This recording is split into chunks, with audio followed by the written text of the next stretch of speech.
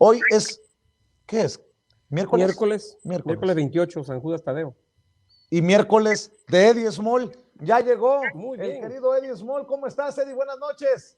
¿Cómo están todos ustedes? Pues yo aquí volviéndome loco porque desde la mañana no para mi teléfono de sonar con este tema de el susodicho y su karma que le regresó y bueno, lo único que he querido decirles a todos y pedirles una disculpa es por no haber querido dar declaraciones, pero creo que a final de cuentas no tengo yo nada que decir. Como lo dije desde el principio y ustedes me conocen, pues soy una persona que siempre ve el lado bueno de las cosas y también creo muchísimo en la energía y en el universo y que en lo que siembras es lo que cosechas y pues a final de cuentas lo que yo voy a seguir invitando de aquí a toda la vida es a que seamos buenos seres humanos, que seamos fraternos y amorosos con el prójimo y que sepamos que si nos expresamos, escribimos, hablamos, actuamos o pensamos, como dice el budismo, porque todo cuenta, pues que a final de cuentas te puede acumular para positivo o se te puede regresar para negativo. Así que mejor hagamos cosas positivas por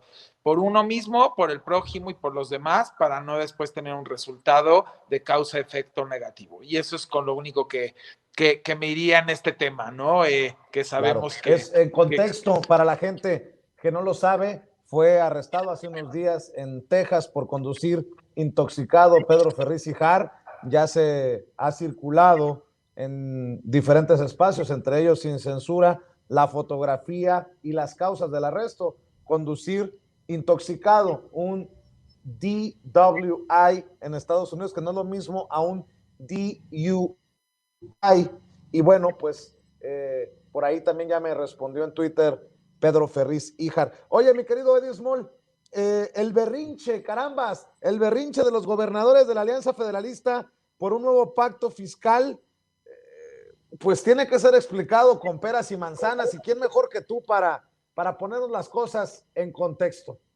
Así es, como sabes, he tenido yo una discusión desde el día de ayer que escribí un tuit que hablaba yo de la Constitución del artículo 117, explicando, como saben, con fundamento y sustento, pues por qué de alguna manera se había, podríamos decirlo de alguna forma, se había hecho toda esta polémica. Yo lo que les quiero explicar un poco, porque ya saben que me fascina explicarle a la gente de una manera muy, pues yo diría con un lenguaje muy cotidiano y coloquial para que todos podamos entender en casita, que de hecho le mando un abrazo también a la audiencia y un beso porque los amo. Y bueno, piensen que el tema de la federación y el pacto fiscal vendría siendo como una familia funcional. Pensemos en una familia funcional. Bueno, viven todos en alguna casa que podría ser la república y resulta que cada uno tiene un distinto ingreso y habrá los que tampoco tienen ingresos, que son menores de edad, pero a final de cuentas todos comen en esa casa, todos visten en esa casa, todos necesitan pagar los servicios de esa casa, etc, etc, etc. Entonces, bueno, pues unos aportan más, otros aportan menos, otros aportan lo que pueden y otros de plano no aportan porque no tienen ni siquiera la mayoría de edad, por ponerlo en un ejemplo. Pero hay un pacto y es un pacto de casa y funciona muy bien la familia y todo lo demás. Bueno, pues este pacto, a final de cuentas, se hace desde el sexenio de Calderón, donde se dictan los porcentajes y cómo iba a funcionar este pacto. Y es en concordancia, ¿no? Si recordamos, bueno, pues teníamos la Conagua, aunque ahorita estos gobernadores se salieron e hicieron su propia alianza, pero bueno, funcionalmente, vamos a decir, valga la redundancia, funcionaba la Conago y este era un acuerdo desde el sexenio de Felipe Calderón, lo cual nos cae a sorpresa que hoy estén haciendo todo este relajo, porque no es un pacto que se hubiese inventado en esta administración, viene desde esa administración y funcionaba. Ahora, si me preguntan cuáles son las razones por las cuales está naciendo todo este tipo de, pues vamos a decir sí diría como de alebrestar, como de querer ser como a la confrontación, de ver que quién es más chucha la cuerera, de alguna manera podría decir hasta de retar, porque pareciera retador esto, pues es simple y meramente un berrinche. ¿Por qué? Porque los estados sí tengo que reconocer que han sido muy irresponsables.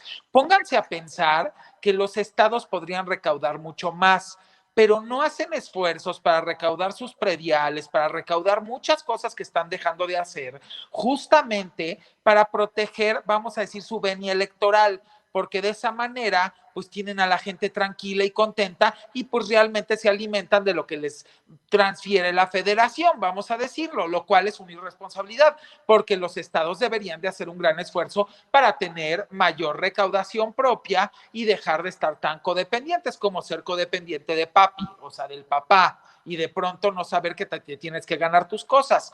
Entonces, bueno, pues a final de cuentas funcionaba. ¿Qué pasa? Pues que venimos con un recorte presupuestal por austeridad y por esta pandemia. Entonces, de pronto, pues como que ya no les pareció.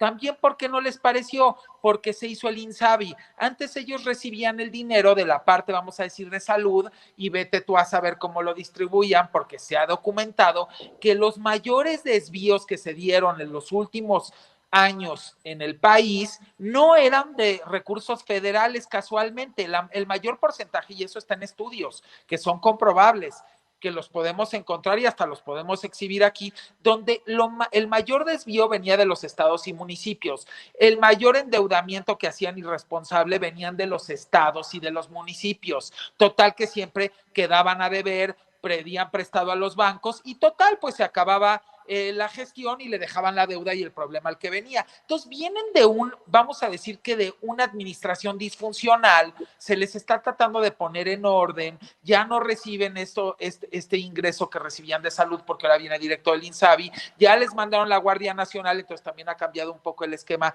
de los recursos de seguridad pública y finalmente lo están haciendo como un berrinche porque no quieren tocar su parte electoral, porque de esa manera pues estarían perjudicando y como ustedes saben las elecciones en los estados y en los municipios es mucho como vamos a decir que una dinámica local, entonces tú si de pronto te pones duro para cobrar el predial, para poner de alguna manera impuestos que se tendrían que poner ya locales para recaudar más ahí, pues le estarías pegando para el 21 a la parte electoral, entonces no la quieres tocar y por el otro lado también están molestos porque con el recorte viene un año electorero, no van a recibir lo que recibían antes por todo lo que acabo de explicar, entonces no van a tener recursos para repartir y comprar votos y de esa manera pues posiblemente van a perder la mayoría. Ahora, porque esto es muy importante que todo lo vayan entendiendo, ¿por qué están haciendo también este berrinche? Porque antes sí funcionaba.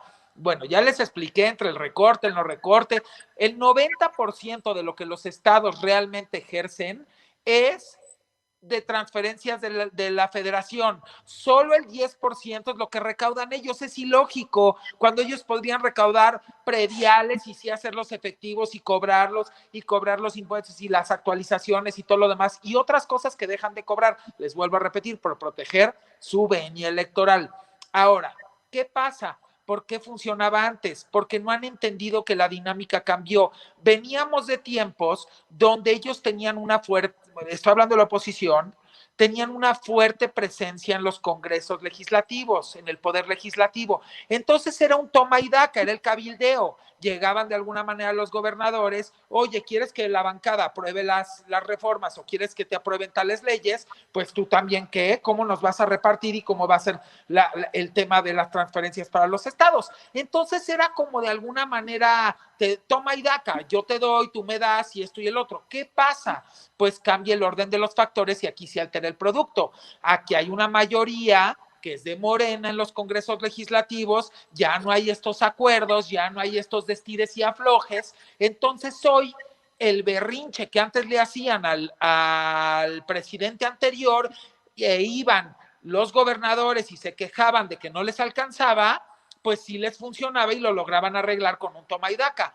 Pues ahorita ya no, porque pues no hay necesidad. Si tienes la mayoría como partido, ¿yo por qué voy a dejar que me chantajees?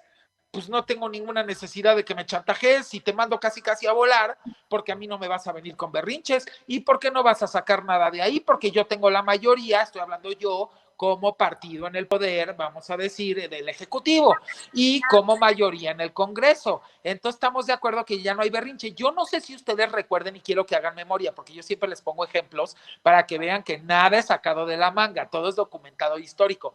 ¿Se acuerdan cuando Corral al principio hizo un berrinche en la administración anterior de Peña Nieto de que quería más dinero y que casi se iba a poner en huelga de hambre y que tal y tal y tal. Y después de mucho estire y afloje y de que no le mandaban ni la transferencia y el de este y el otro, porque él finalmente tomó la administración, hay que reconocerlo, muy fregada porque le habían dejado saqueada Chihuahua, hay que reconocerlo. Entonces Corral tenía muchos problemas y venía como a cabildear para que le dieran más dinero, pero hacía berrinche, hay que aceptarlo. Y a final de cuentas conseguía con mucho esfuerzo, con mucho de verdad era muy aguerrido en el sentido, pero lo lograba. ¿Qué pasa? Que se acostumbraron a eso. Es una dinámica. Yo no sé si también se acuerdan cuando Yunes toma Veracruz, que también se la dejan endeudadísima, quebradísima, que no había dinero en las arcas. También tuvo que hacer un mega cabildeo para que le soltaran más dinero, para que de alguna manera pudiera sobrevivir, porque no tenía ni para pagar las nóminas del gobierno, Yunes. Entonces creo que se nos está olvidando todo esto. Todo esto es una dinámica que ya existía y eran unos usos y costumbres, vamos a llamarle, y no quiero ofender porque no va por ahí, pero eran unos llamados berrinches, que el berrinche funcionaba, como cuando tu papá no te quiere comprar un juguete de chico. Hay papás que cuando el niño hace berrinche y les grita y todo, de plano le compran para que ya se calle, y hay papás que le dicen, por mí patalea 400 horas, no te voy a comprar nada. Entonces, por eso les pongo este ejemplo coloquial de familia funcional a volverse disfuncional, a papás no comprándole los caprichos de los niños y a ver si el niño les hace berrinche y lo consiguen o no lo consiguen. La otra que es muy importante, que también tienen que entender y tienen que saber, los gobiernos del estado tienen que hacer un esfuerzo por recaudar más ellos. No puede ser que solo el 10% de lo que realmente están ejerciendo sea por medio de la recaudación que ellos tienen por allá y el 90% sea de transferencias de la federación. Otra cosa, están enojados por la familia funcional que antes no se enojaban, porque a lo mejor estados como Jalisco y Nuevo León dicen, oye, pues es que yo genero muchísimo dinero y lo tengo que ir a subsidiar a Oaxaca y aquí y allá. Somos una familia funcional, así está el pacto desde Calderón, los estados que menos tienen, porque son los estados que menos han podido generar, versus los que sí generan y entre todos se reparten, y siempre funcionó así. Entonces, déjense de amenazas, con esto yo nada más cerraría un poco, déjense de amenazas de que se van a salir de la federación porque no pueden, es inconstitucional, en el artículo lo pueden revisar, 117 y también el 123, y si me pusiera a analizar parte por parte de la Constitución y nos metemos con un aparato finalmente que litiga y que analiza todos los preceptos legales de cada una de estas partes de la Constitución, les apuesto que sacaríamos muchas más cosas de los distintos artículos que prohibirían esto. Entonces, ¿qué tienen que hacer? Agarrar y bajarse de su ego, tener humildad y empezar y abrir un espacio de diálogo, quizás con el secretario de Hacienda, porque como dice el presidente, yo no me quiero meter, yo no quiero jugar el juego de antes, donde iban con el presidente, lo amenazaban, y entonces el presidente, a cambio de tal y tal y tal, él no quiere lastimar la investidura presidencial, y eso es lo que no están entendiendo cuando él contestó así. Dijo, por eso hay una dependencia, están hablando de recursos, hay una dependencia. Entonces deberían de abrir ese diálogo y que no se quejen de que el presidente no los ha apoyado, porque con todo y que muchos de esos gobernadores de la alianza que hicieron, que se salieron de la CONAGO, dejaron en mucho tiempo varios de ir a las reuniones diarias de seguridad y se pusieron rebeldes, con todo y todo, la mejor prueba, porque yo me voy realmente con hechos, es que el presidente los apoyó. No hasta Alfaro le agradeció al presidente todo el apoyo para poder haber inaugurado apenitas hace poco todo ese sistema de transporte que estaba rezagado y olvidado por las administraciones anteriores y que no lo podían terminar, y le agradeció y le dijo, oiga, muchas gracias porque hablé con usted y nos apoyó y nos mandó todos los recursos para poder realmente inaugurar esto que va a beneficiar a la población de Jalisco y de Guadalajara, y ahorita también le dijo que le iba a ayudar en la otra parte del otro sistema de transporte que están por terminar. Entonces yo les pregunto, ¿en qué no los ha apoyado el presidente? ¿Cómo fue que les dio recursos adicionales para eso? En Nuevo León también el Bronco ha dicho muchas veces que tiene buena relación con el presidente, que hasta lo estima, y que entiende también la posición del presidente. Entonces no entiendo por qué ahorita Digo, lo entiendo porque es una estrategia electoral y política, pero creo que es una tontería porque no te vas a llevar de corbata a tus gobernados por querer seguir ganando y teniendo el poder. El poder se mantiene de una forma limpia y estructurada. Creo que tendrían más credibilidad con sus gobernados si los vieran trabajando de la mano con el presidente, abriendo el diálogo, no entrando en rebeldía y no desestabilizando, sugiriendo cómo salirse de la federación al país y amenazando. ¿Por qué? Porque tú como poblador, si amas a tu país, no vas a votar por un rebelde que se le está poniendo y que está desestabilizando el país. Vas a votar por alguien que supo trabajar en equipo y que se supo poner de acuerdo, porque el buen político es el que logra sentarse en una mesa y llega a acuerdos y hace cosas buenas para su población. Y el mal político es el que agarra y con tal de mantener el poder y de ganar, se lleva de corbata a sus gobernados, no le importa, entra en rebeldía y en desacato y viola todos los acuerdos que hay. Definitivamente, mi querido Eddie Small, pues espero que estos gobernadores de la Alianza Federalista se den una oportunidad de escuchar cómo has hecho el análisis y le duela a quien le duela, le pese a quien le pese. Aquí hablamos sin censura. Querido Eddie Small, invítanos a la gente para que te acompañe, para que te respalde, para que te apoye en redes sociales.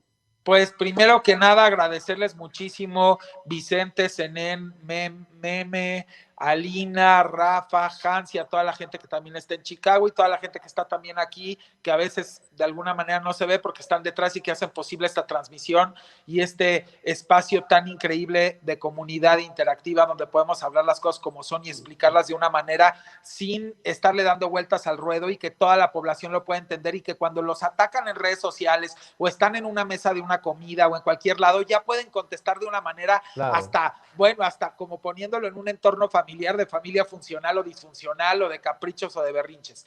Y bueno, en este caso les mando un abrazo también a toda la audiencia en todos los países donde nos ven y nos escuchan y a mí me pueden seguir en Twitter en @EddieSmall con palomita azul y en Instagram @EddieSmall_ es oficial, donde también todo el tiempo les contesto y estamos en una comunidad interactiva y muy aguerrida y pues los quiero mucho, los amo y los adoro como saben y es un placer compartir este espacio con ustedes y con la audiencia y los veo la próxima semana.